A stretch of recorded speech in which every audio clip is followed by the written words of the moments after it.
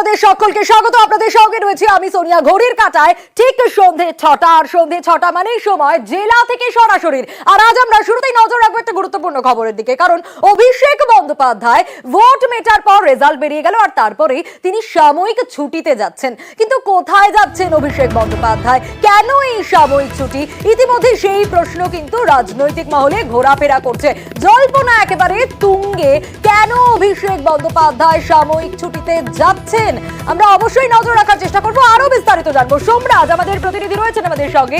সোমরাজ, আমি তোমার কাছ থেকে আগে জানতে চাইবো যে রাজনৈতিক মহলে তো এই নিয়ে ইতিমধ্যেই জল্পনা চলছে, কিন্তু অভিষেক বন্দ্যোপাধ্যায় এক্স হ্যান্ডেলে কি পোস্ট করেছেন, কেন তার এই সাময়িক বিরতি?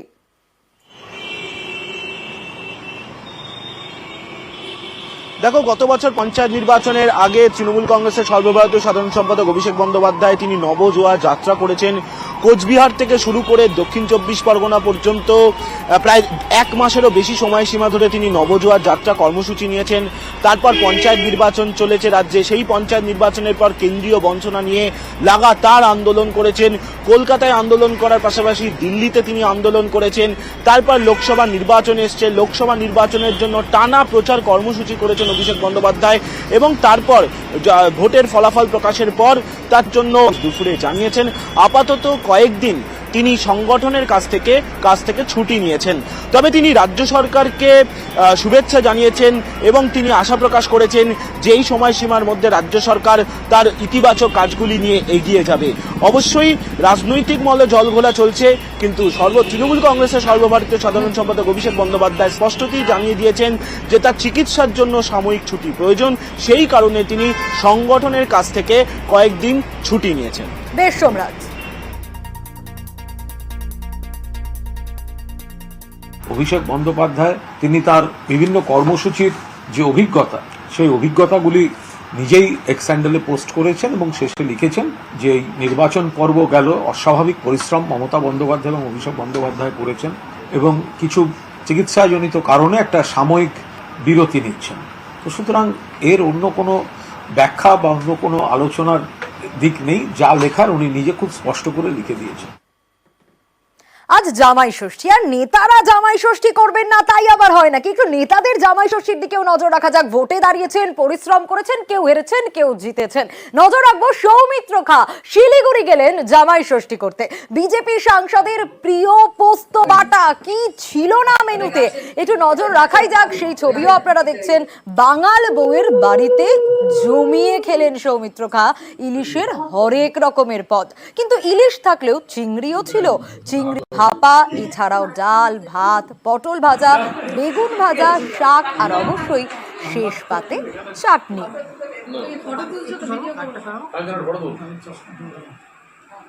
যে গত বছর করতে পারিনি, তাই এবারে শাশুড়ি মায়ের বিশেষ করে আজকের দিনটা আসতে বলেছিল, তাই পরিবারকে একটু সময় দিচ্ছি। আর তোমার কাছে কি নতুন কি খাবারের আবদার থাকলো সাংসদের? চিংড়ির কোপ্তা না চিংড়ি মালাইকারি আছে, সে আর কি। বাঁকুড়ার লোক পোস্ত ভাত খায়, ওরা পোস্ত ছাড়া কিছু যায় না, কিন্তু আমরা তো বাঙাল, আমরা খাওয়াতে জানি, সেই জন্য আমরা সব রকম আয়োজন করেছি। Don't worry. জামাইয়ের পছন্দের খাবার হলো চিংড়ি ভাপা, মাংস তো সত্যি খুবই ভালোবাসে, মাছ বলেছে। সায়ন বন্দ্যোপাধ্যায়ের জামাই ষষ্ঠী স্পেশাল তো হবেই, কারণ বিয়ের পর এটা তার প্রথম বছর, প্রথম জামাই ষষ্ঠী বলে কথা।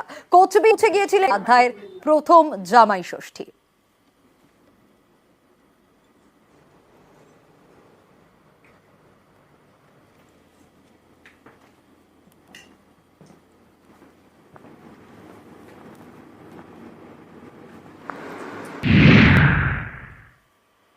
কোচবিহার লোকসভা কেন্দ্র, এই আসনটি এবার বিজেপির থেকে ছিনিয়ে নিয়েছে তৃণমূল।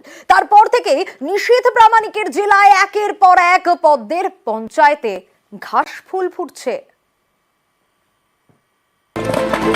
লোকসভা ভোটে বাংলা জুড়ে সবুজ ঝড়। উত্তরবঙ্গে তৃণমূলের প্রাপ্তি কোচবিহার। এই কেন্দ্র এবার ধরে রাখতে পারেননি প্রাক্তন কেন্দ্রীয় স্বরাষ্ট্র প্রতিমন্ত্রী নিশীথ প্রামাণিক। নিশীথের হারের পর থেকেই কোচবিহারে একের পর এক বিজেপির পঞ্চায়েত তৃণমূলের দখলে। বুধবার কোচবিহার 2 নম্বর ব্লকের ধাংডিংগুড়ি গ্রাম পঞ্চায়েতের দখল নেয় তৃণমূল। 23 আসনের এই গ্রাম পঞ্চায়েতে বিজেপি 14, তৃণমূল 9। এদিন বিজেপির 3 পঞ্চায়েত সদস্য বিজেপি ছেড়ে তৃণমূলে যোগ দেন। এর ফলে তৃণমূলের সদস্য সংখ্যা বেড়ে হলো 12, বিজেপির কমে হলো 11। মোট আসন ছিল 23টি, তার মধ্যে আমরা পেয়েছিলাম 9, বিজেপি পেয়েছিল 14টি।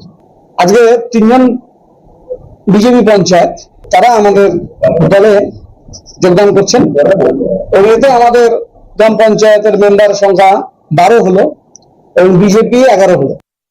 অগণতান্ত্রিক ভাবে এরা ভয় দেখিয়ে পুলিশের মারফত এরা আমাদের পঞ্চায়েতদের তুলে নিয়ে যাচ্ছে এবং এরা প্রাণ ভয়ে ভীত হয়ে বাধ্য হচ্ছেন তৃণমূল কংগ্রেসে যোগদান করতে। আমরা প্রয়োজন পড়লে আইনি পথে যাব, আমরা এর শেষটা দেখে ছাড়ব। কোচবিহারের ভেটাগুড়ি বিজেপির পরাজিত প্রার্থী তথা সদ্য প্রাক্তন কেন্দ্রীয় মন্ত্রী নিশীথ প্রামাণিকের খাস তালুক। তিনি হারতেই ভেটাগুড়িতে বিজেপি পরিচালিত 2 পঞ্চায়েত অফিসে তালা ঝুলিয়ে দেয় তৃণমূল। এরপর ভেটাগুড়ি 1 এবং 2 পঞ্চায়েতের দখলও নিয়ে নেয় তৃণমূল। একে একে মাতালহাট, বলরামপুর 2, পাড়াডুবি গ্রাম পঞ্চায়েত, পদ্মের থেকে ছিনিয়ে নেয় ঘাসফুল। এবার বিজেপির হাতছাড়া হলো ধাংডিংগুড়ি গ্রাম পঞ্চায়েত।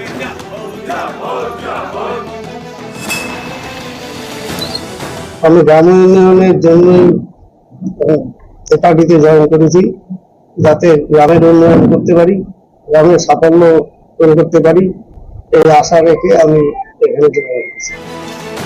কোচবিহারে মোট গ্রাম পঞ্চায়েতের সংখ্যা 128, 23-এর ভোটে 104টি দখল করে তৃণমূল, 24টি বিজেপি। 24-এর ফল বেরোনোর পর এই কয়েকদিনে ছবিটা অনেকটা বদলে গেছে। এখন কোচবিহারের 128টির মধ্যে 110টি গ্রাম পঞ্চায়েত তৃণমূলের দখলে, 6টি হাতছাড়া করে পদ্মের পঞ্চায়েত এখন 18টি।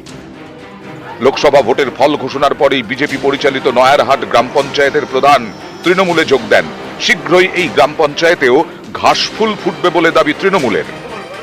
নিউজ 18 বাংলা।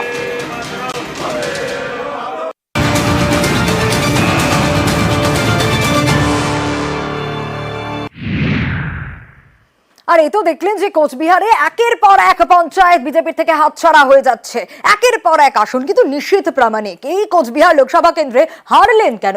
কার দায়? বিজেপি সাংসদ সৌমিত্র খা তিনি কি বলছেন জানেন? বলছেন নিশীথের ভুলেই আসন হাতছাড়া।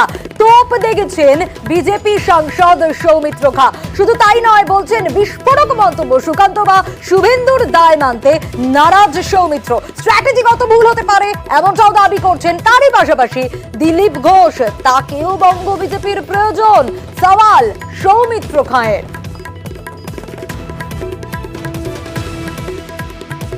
উত্তরবঙ্গে আমাদের একটাই কমেছে, সেটা নিশীথের কিছুটা ভুলের জন্য কমেছে, বাদ বাকি উত্তরবঙ্গে কোনো সিটটাই তো কমেনি। শুভেন্দু অধিকারী বা সুকান্ত মজুমদার কেউ দলের বিরোধী লোক নয় বা কেউ দল ছাড়া অন্য কথা ভাবে না। কোথাও রাজনীতির স্ট্যাটিস্টিক ভুল হতে পারে, কোথাও যে পলিসি নিয়েছি সেটা ভুল হতে পারে। শুভেন্দু অধিকারীকেও আমাদের চাই, সুকান্ত মজুমদারকেও চাই, দিলীপ ঘোষকেও চাই, সৌমিত্র খাকেও চাই, সবাইকেই চাই, কারণ আমরা একত্রিত হয়ে আবার নামতে হবে।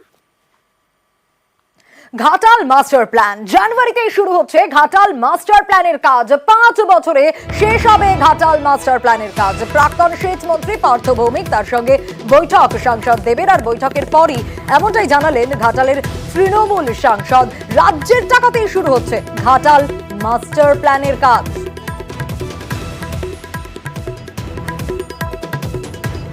আমাদের ইঞ্জিনিয়ার কাল থেকে যাবে, কাল মানে সামনের উইক থেকে they will be on field. 6 মাসের মধ্যে প্ল্যান রেডি হবে এবং প্ল্যানের পর আমার যেটা আলোচনা হলো উইথিন 8 মান্থস আমরা টেন্ডার ফ্লোট করবো। এবার টেন্ডার এক্সিকিউট করতে যেটা লাগছে, আজকে যেটা আমরা বুঝতে পারলাম কি বাই জানুয়ারি ফেব্রুয়ারির মধ্যে যদি সব ঠিকঠাক থাকে তো আমরা অ্যাকচুয়াল কনস্ট্রাকশনের কাজগুলো, মানে এটা is a huge process, planning করতে আমাদের 4-5 মাস লেগে যাবে। এবং ল্যান্ড অ্যাকুইজিশন যেটা সবচেয়ে বড় চ্যালেঞ্জ, এই প্ল্যানিংটা আমাদের হচ্ছে 5 বছরের প্ল্যানিং।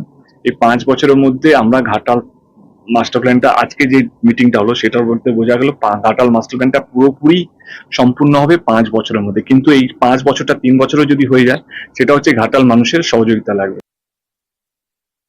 যেহেতু আমি আর ইরিগেশন মিনিস্টার থাকবো না, দেবের সাথে আমার কথা হয়েছিল, আমি আমার পুরো ডিপার্টমেন্টের সাথে আজকে ওর একটা বসে ও ক্লিয়ার হয়ে গেল যে কিভাবে ঘাটাল মাস্টার প্ল্যানটা হবে, সেই অনুযায়ী নিচু তলায় ও কথা বলবে। আর আমাদের এরাও সমস্ত সার্ভে ফার্ভে করে সমস্ত করে আমার ধারণা আমরা জানুয়ারি মাসে ফিল্ডে নেমে পড়তে পারবো। মূলত ঘাটালের মানুষকে সেভ করাটাই হচ্ছে বাংলার মাননীয় মুখ্যমন্ত্রী মমতা ব্যানার্জির প্রথম এবং প্রধান কাজ।